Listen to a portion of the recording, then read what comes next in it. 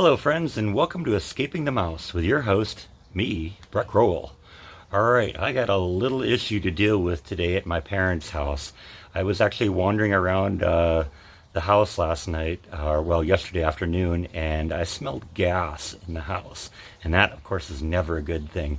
And it was right next to where the water heater is. And I opened up the cabinet where the water heater was, and there was a very noticeable gas smell. So I ended up calling the gas company to have them shut off the gas, see if they could track down the problem. They weren't initially able to find where the problem was, but they did confirm that there was a gas leak. So since all they can do is shut off the gas, they can't really do any repairs. They recommended that we call a plumber. So we called a plumber, and they're supposed to come out today and see if they can figure out what this problem is. Hopefully it isn't too serious, and hopefully we're not going to have to tear out a whole bunch of walls to do it. But basically what they need to do is they need to trace the entire gas line through the entire house and put like a soapy solution on all of the fittings to see if they can figure out where the leak is. So we've called them. They're supposed to be here sometime today, and we're going to go from there. This is going to be another fun day. Yay, didn't think there was going to be any DIY vlogs here, but here we are. Now, unfortunately, our little gas crisis kind of threw a wrench into my plans for today. Yesterday, my friend Beth, I talked to you about her about a week ago, offered to take me to Knott's Berry Farm with her nephew and niece and kind of hang out a little bit for the day. So, and unfortunately, because of this, I kind of had to deal with this because my mom isn't in the best condition to deal with this kind of thing, and even under best case circumstances, she's not really qualified to address this kind of thing. So unfortunately, I had to cancel the plans to go to Knott's today, and that was going to actually kind of try and be the subject of the vlog, and of course that didn't work. But Beth also suggested the possibility that she may come to Texas in about a week. She currently works Monday through Thursdays. She's a special ed teacher, and I guess does part hours during the summer. So she has Fridays, Saturdays, and Sundays off, and she's offered to come to Texas to help me clean out that final pod. And that's going to be really helpful because the stuff that's left in the final pod, there's a few things that are just massively huge that I'm not going to be able to, I think, move on my own. So an extra body there might help, and might give you a chance to meet Beth. So I hope she comes. That'll be fun to see her and let her see my new home state. So we'll see. All right, the plumbers have arrived. What they've done is they've disconnected the gas meter from the house, and they've used this little compressor here to pump air into the gas line into the house. And then what they're going to do is they're going to go over all the fittings with a soap solution. And the theory being behind that is if there's any leaks on any of these fittings here, there'll be like bubbling that'll come up from that. You'll be able to see where it is, and then all you got to do is fix the problem.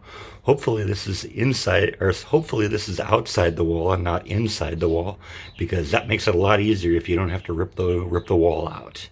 So let's see what happens. All right, so the plumbers come out. They've pumped up air into the gas lines. They put some soap solution on this fitting right here. You can already see there's bubbles forming right there. So the guy in the gas company, he completely missed that because he was sitting there, putting bubble solution on all this fitting here and didn't catch that. So this may be really simple. Additionally, part of the problem here is this fitting here isn't even connected, isn't even tight. I'm sorry, I don't have that recording with me in California, but that's not how it's done. Sorry, man. Big fail. Fortunately, this should be an easy fix because they just got to replace that thing. If it's all just on the outside of the wall, we're not even going to have to dig into the wall. This may be quicker than we thought. And with the pressure in the line, they can monitor the pressure very closely with this.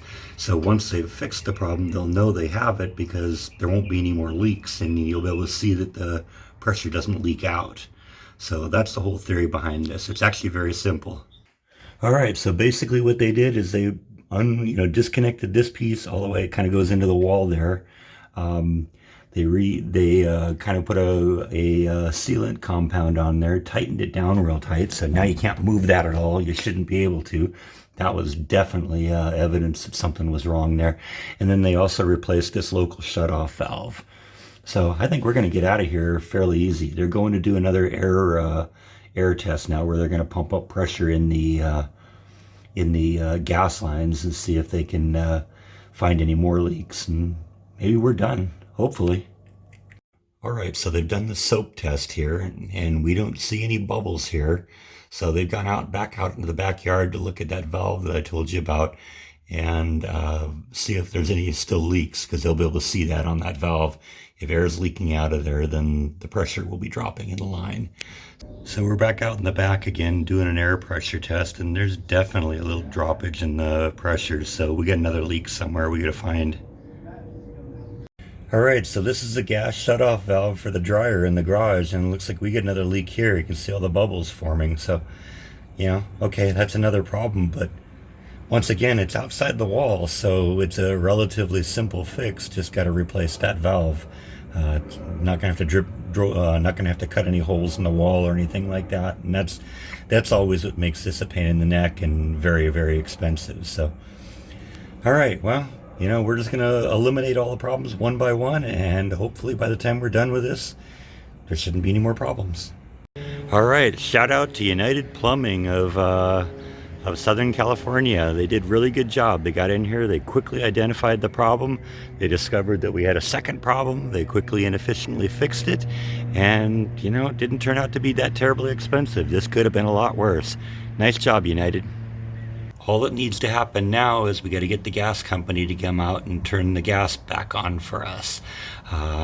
And of course, as usual, the best they can do is give you about an 8-hour service window. So sometime between now and 8 o'clock tonight, we should have gas again. And then probably 3 or 4 hours after that, we'll have hot water. That'll be nice. As I'm out here shooting this, however, I am noticing a very strong aroma of natural gas out here. And when I kind of sniff around the individual fittings, I'm convinced it's coming from this piece right here. You sniff right on that fitting and it smells very much like gas coming out. So since that's on the city end of the meter, I'm guessing that's going to be the responsibility of the gas company to deal with. And that's probably just going to matter of tightening that fitting up. But that's what happens. This is a 54-year-old house, and I'm sure that meter's been here since day one. So that's all I have for today, unless something else falls apart in the next couple hours. So I'm going to sign off now, and as always, say thank you for watching, and I will see you tomorrow on Escaping the Mouse. Good night.